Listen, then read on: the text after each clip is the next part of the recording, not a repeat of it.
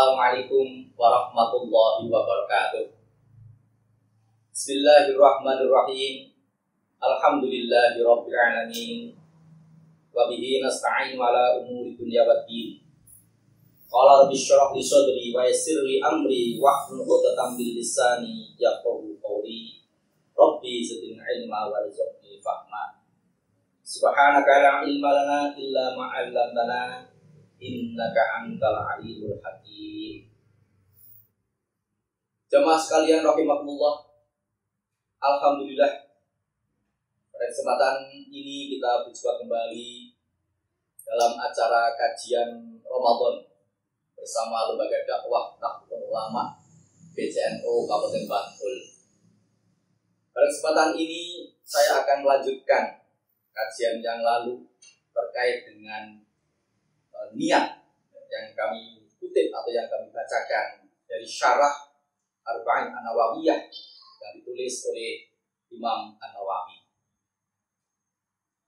Jamaah sekalian rahimakumullah,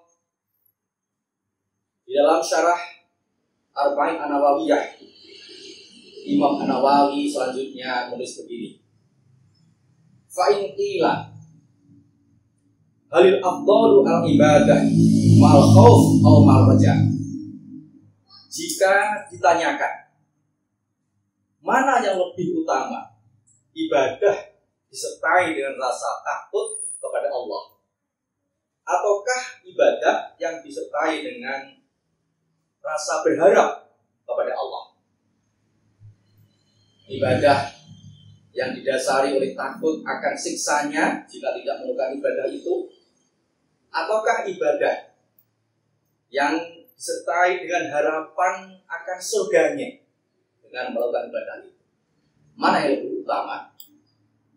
Gila, maka dikatakan dengan mengutip Hujatul Islam Imam Ghazali, Imam An-Nawawi mengatakan, qala al-Ghazali, Imam Ghazali mengatakan rahimahullah ta'ala, al-ibadatu ma'ar raja afdalu li'anna ar-raja'a yurithul mahabbah wal khawfu yurithul qunut.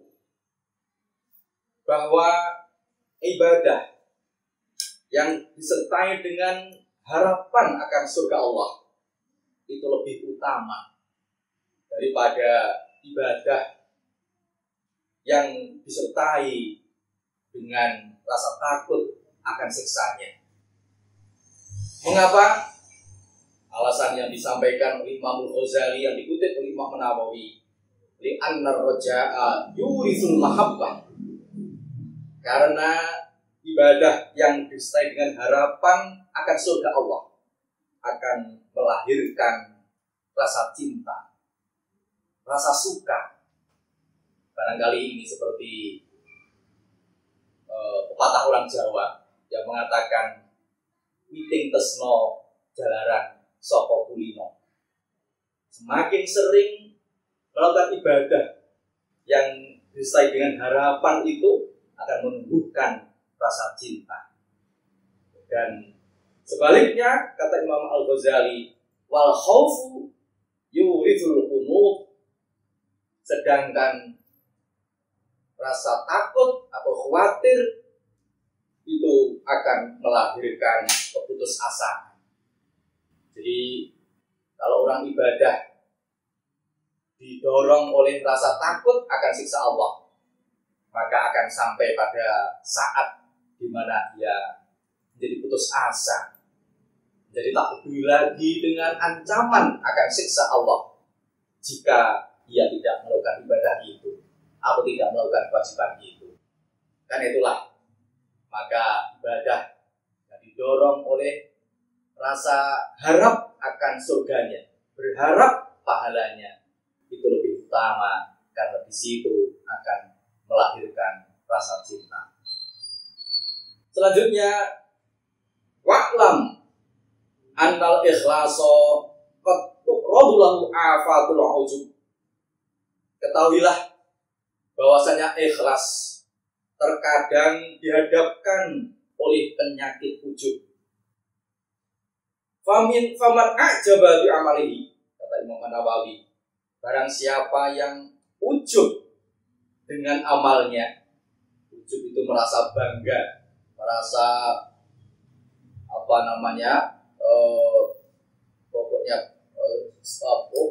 membanggakan amalnya itu, maka dikatakan Imam Nawawi, barang siapa yang merasa bangga dengan amal yang telah dilakukannya, habita amaluhu, maka amalnya akan terhapus.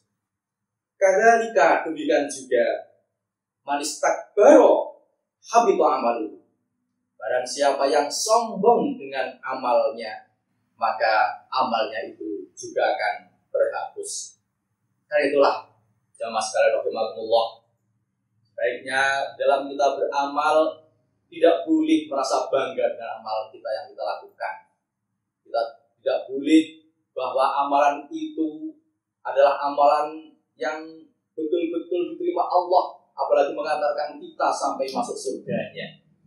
Kita dalam beramal itu harus juga merasa cemas bahwa apakah Allah akan menerima amalan kita ataukah tidak.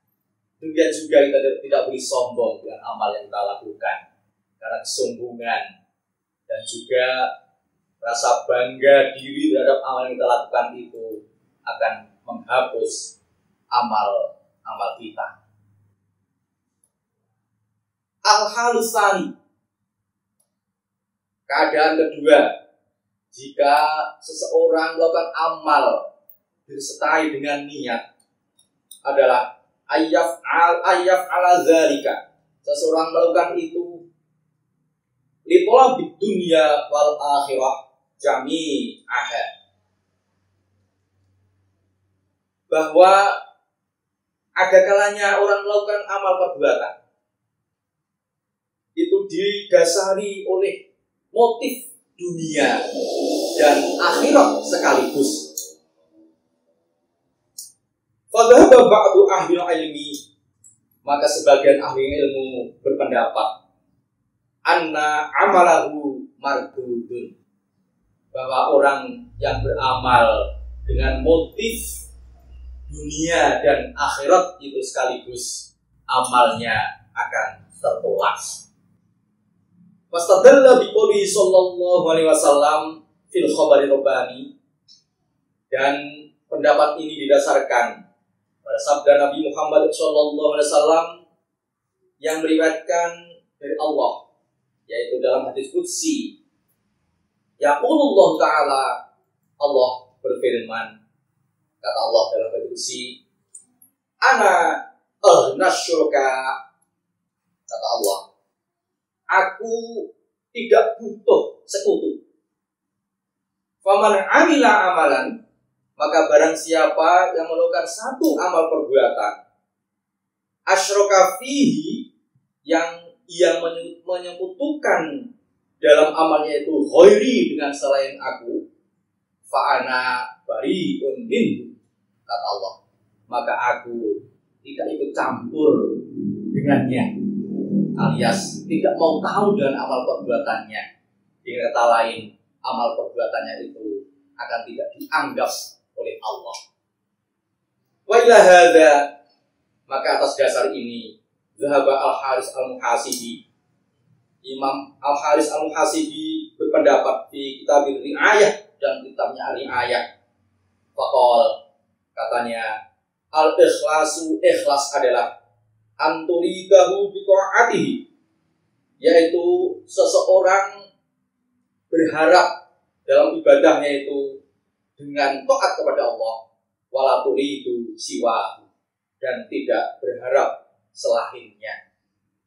Jadi ikhlas itu adalah ketika seseorang melakukan amal perbuatan, melakukan ibadah itu murni karena berharap ridho Allah Subhanahu wa taala dengan melakukan ketaatan kepadanya dan tidak berharap kepada selainnya. Jikalau kita melakukan amal ibadah, melakukan amal perbuatan, tetapi kita berharap kepada selain Allah, maka amal ibadah kita akan tidak diterima oleh Allah, akan ditolak oleh Allah. dan itu menjadikan amal kita sia-sia. Na'udzubillah.